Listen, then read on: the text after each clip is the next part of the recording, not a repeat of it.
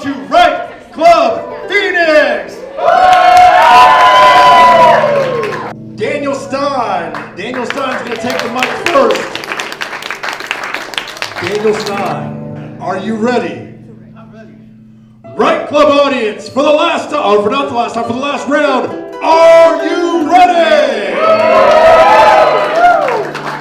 Daniel Stine with So in 3, 2, 1, begin. Hello, my name is Dan Stine, and it's time for the full mental jacket of literary combat. My weaponized word of the night is sow, as in you reap what you sow. You reap what you sow. That which you plant becomes that which you harvest. Sow, reap, repeat. The seeds I like to plant tonight are the germs of thought, of questioning minds and resulting ideas. Early man began asking questions as soon as he found himself with the time to do so. Early man, oh shit. When the perils and primary functions for successful propagation were met with time to spare, you could say the embryo of sentient awareness was time. Time to think, to wonder, to ask. Thought led to the germination of questions. Questions grew into sprouting answers. Answers grew and soon began reproducing more questions. Ask, answer, ask, answer.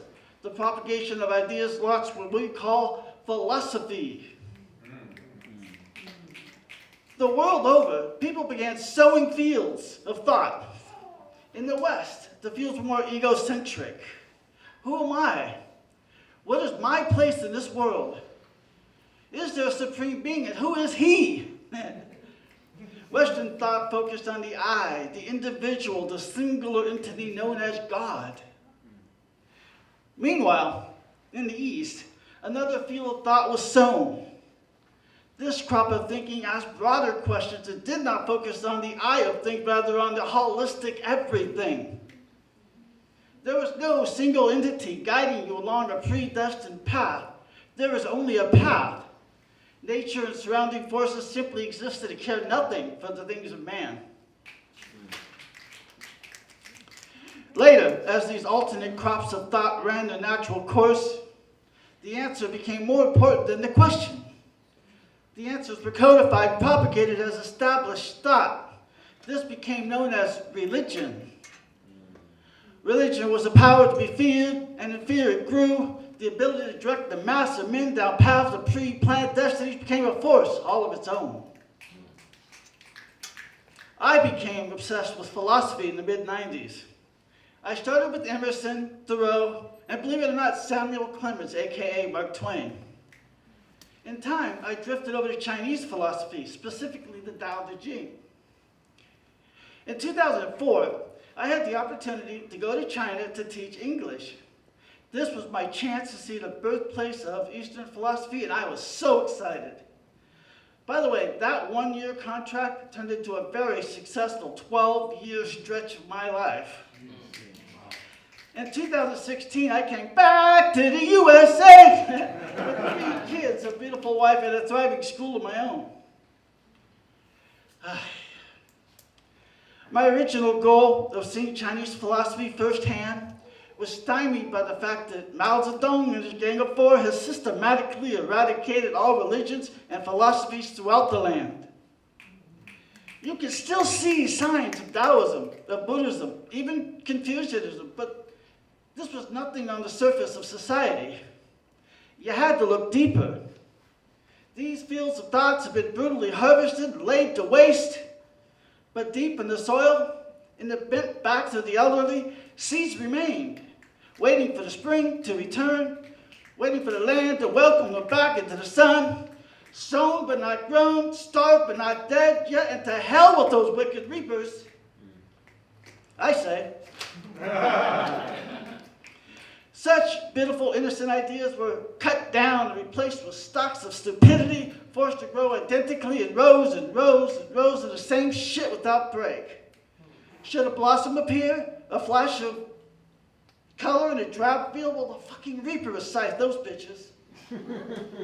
Today in the mainland China, let's try again. Today in the mainland China, Buddhist monks in traditional garbs attend temples filled with tourists. They're nothing more than fake flowers on display. But underground, in the cities and villages, seeds remain, waiting for the sun. In regards to religion, I'm not against it, or even the concept of established thought passed down from generation to generation. There is value in this teaching. The ground is fertilized with clean ideals.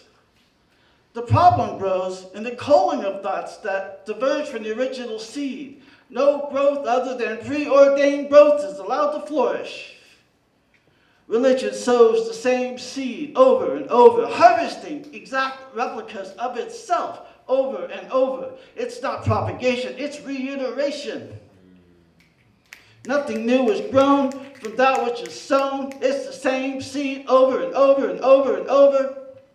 If you ask 1 million people, who is God? You'll get maybe 5 answers. If you ask 1 million people, who am I? You will get 1 million different answers, all unique and organic, each a blossom with colors and textures all its own.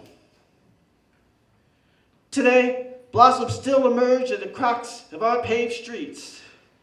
Free ideas still roam the land, seeking soil to energize the next generation.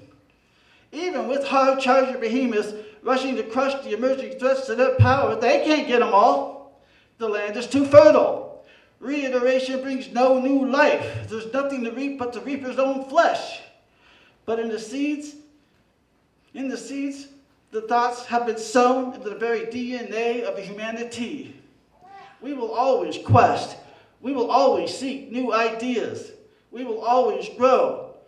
Thoughts sown in the dawn will always find a way to germinate long after the sun goes down.